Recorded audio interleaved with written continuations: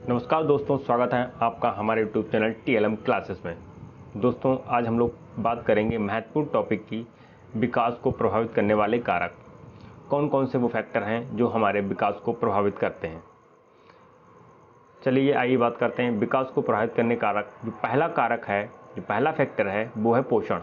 दोस्तों, जैसा कि हमको ज्ञात है कि भोजन में जिस पर्याप्त मात्रा में न्यूट्रिशन लेने पर, विटामिन्स, मिनरल्स लेने पर हमारे विकास में तीव्रता आती है। तो एक फैक्टर है पोषण, जो कि हमारे विकास में महत्वपूर्ण भूमिका निभाता है। नेक्स्ट फैक्टर है वायु, प्रकाश। जैसा कि आपको ज्ञात होगा कि प्रकाश में भी विटामिन्स पाए जाते हैं, तो प्रकाश भी एक फैक्टर है जो हमारे विकास को प्रभावित करता है। और वायु, यदि हम स्वच्छ वायु लेंगे तो हमारा विकास अच्छा, यदि हम पॉल्यूटेड वायु लेंगे, दूषित वायु लेंगे, तो हमारा विकास धीमा पड़ सकता है। नेक्स्ट कारक है आपका लिंग। जेंडर भी एक रोल अदा करता है विकास को प्रभावित करने में। जैसे कि आपने ऑब्जर्व किया होगा कि कभी बॉयज़ की गति, विकास की गति तीव्र होती है, तो कभी गर्ल्स की विकास की गति तीव्र होती है। तो लिंग भी एक फैक्टर है जो कि विकास को प्रभावित करता है। नेक्स्ट फैक्टर है बुद्धि, इंटेलिजेंस। तो बुद्धि भी विकास को प्रभावित करने में महत्वपूर्ण भूमिका निभाता है। यदि बच्चे की बुद्धि तीव्र होगी तो उसका सामाजिक, सांवेगिक तथा नैतिक विकास तीव्र होगा। तो बुद्धि भी एक महत्वपूर्ण भूमिका निभाती है विकास को प्रभावित करने में। दोस्तों, क्वेश्चन यहाँ से पूछा जाता है कि वंशानुक्रम भी शारीरिक विकास को प्रभावित करता है, क्योंकि यदि माता पिता का शारीरिक विकास अच्छा होगा तो बच्चे का भी शारीरिक विकास अच्छा होने की संभावना अधिक होती है। यानी कि बच्चे का भी शारीरिक विकास अच्छा होगा, ये वंशानुक्रम से। दोस्तों, जो अव्यवहारवादी विचारधारा के दार्शनिक हैं, जो वैज्ञानिक हैं, वो मानते हैं कि मैं बच्चे के विकास के लिए वंशानुक्रम को ही जिम्मेदार ठहराते हैं। वो मानते हैं कि बच्चे के विकास में वंशानुक्रम ही एक महत्वपूर्ण भूमिका निभाता है। जो अव्यवहारवादी विचारधारा के लोग हैं, इन्होंने इसको प्रकृति भी कहा है, हेरिडिटी को, यानी वंशानुक्रम को इन्होंने प्रकृति भी कहा है। तो ये आपको बिल्कुल याद होना चाहिए कि विकास में जो अव्यवहारवादी विचारधारा के लोग हैं, वो उन्होंने वंशानुक्रम को क्या कहा है, तो प्रकृति।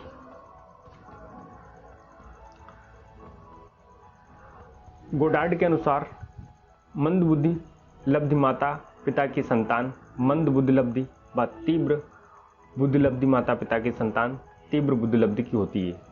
तो दोस्तों, ये भी डेफिनेशन अव्यवहारवादी विचारधारा से संबंधित है। डगडेल के अनुसार चरित्रहीन माता पिता की संतान चरित्रहीन होती है। तो ये तीनों डेफिनेशंस जो हैं, ये दोनों डेफिनेशंस जो हैं, ये संबंधित हैं वंशानुक्रम से। आइए दोस्तों, आगे बात करते हैं। वातावरण भी एक महत्वपूर्ण भूमिका निभाता है बच्चे के विकास को प्रभावित करने के लिए। बच्चे का जैसा वातावरण मिलेगा, उसका विकास भी वैसा ही होगा। अच्छा वातावरण मिलेगा, बच्चे के विकास को प्रभावित अच्छे तरीके से कर पाएगा। यदि बुरा वातावरण मिलेगा तो बच्चे के अंदर बुरी क्वालिटीज़ आ जाएंगी। तो वातावरण एक अच्छा रोल प्ले करता है बच्चे के विकास को प्रभावित करने का। अब जो व्यवहारवादी विचारधारा के लोग हैं,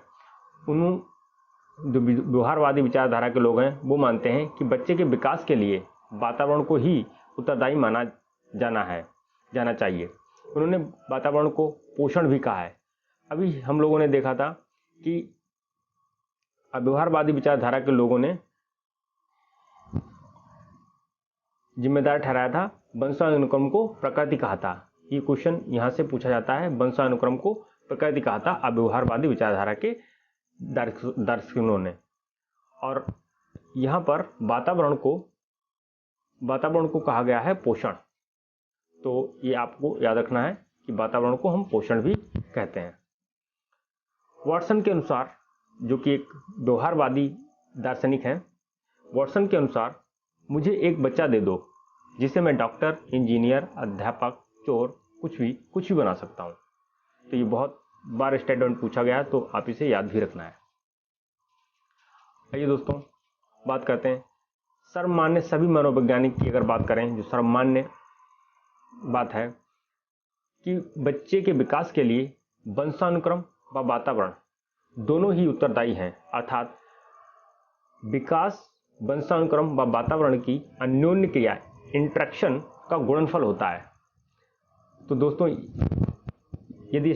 यदि आप इसको याद रखना है कि सामान्य सभी मनोवैज्ञानिकों का यही मत है कि वंशानुक्रम व वातावरण दोनों ही तत्व हैं जो विकास में महत्वपूर्ण भूमिका निभाते हैं।